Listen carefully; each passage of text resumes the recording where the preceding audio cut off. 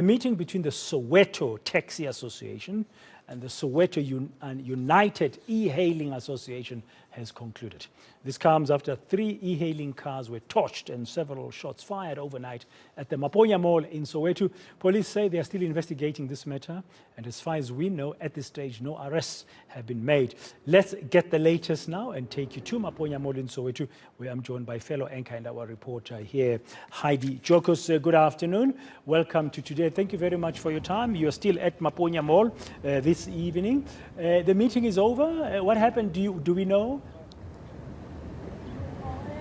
Yes, so I think it's just important to highlight that all stakeholders were involved, which did include, of course, the e-hailing, the Soweto E-Hailing Association, together with the MMC of Roads and Transport here in the city of Johannesburg, Kenny Kunene, as well as, sorry, I just had to move because it sounded like that truck was coming for me. As well as all Uber drivers and or representatives, Uber and Bolt drivers. It seems as though there has been some solution to what happened yesterday. We saw that violence erupting here at Maponya Mall, where we do understand 3 vehicles were torched. Also, we do know that 3 people were injured, 1 in hospital.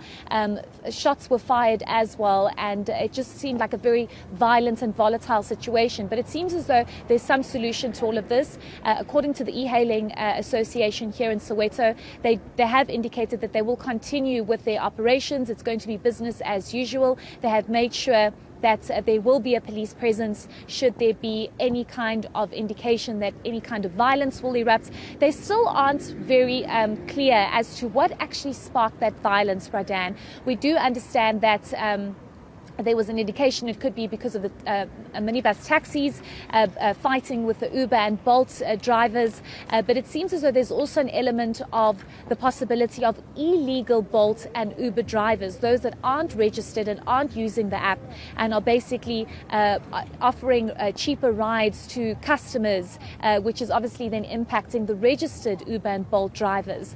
But it seems as though, according to the MMC as well, that they will make sure that they have proper measures in place. They'll be working on it in the next week or so to ensure that everybody's able to operate, whether you are a taxi or whether you're an Uber, whether you're a Bolt, that you are registered and that you are able to work, and there will be no sort of violence that we saw happening yesterday.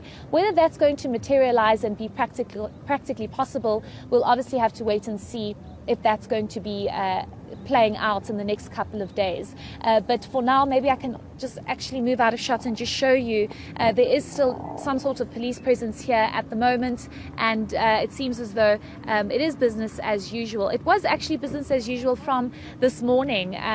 There was some kind of disruption when the Uber and Bolt drivers were trying to block taxis from using certain entrances of Maponya Mall, but overall there hasn't been too much of a disruption. Yeah, and you spoke earlier to some of the residents and some of the people who shop at Maponya Mall and also who commute using these e-hailing services. And as we look now with the presence of the police on the ground, things look very calm.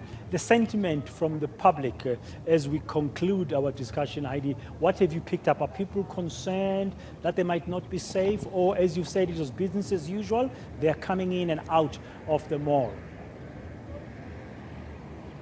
Yes, so we actually did speak to 2 gogos this morning.